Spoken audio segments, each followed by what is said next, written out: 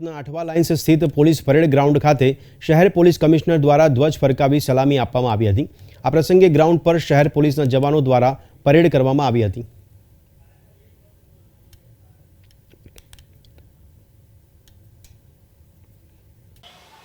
आज सूरत शहर पुलिस द्वारा परेड का आयोजन किया गया।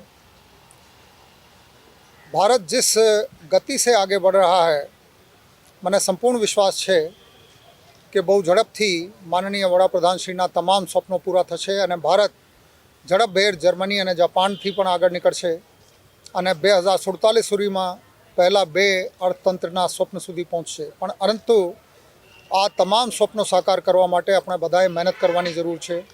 સુરત શહેરના નાગરિકો જેવી રીતે એકબીજાની સાથે સહકાર કરીને પહેલા નંબરના સ્વચ્છતમ સિટી બન્યા છે, એવી જ રીતે સલામતીની બાબતમાં અમારો નિર્ધાર છે કે સુરત સૌથી સલામત શહેર ભારત વર્ષમાં પણ છે।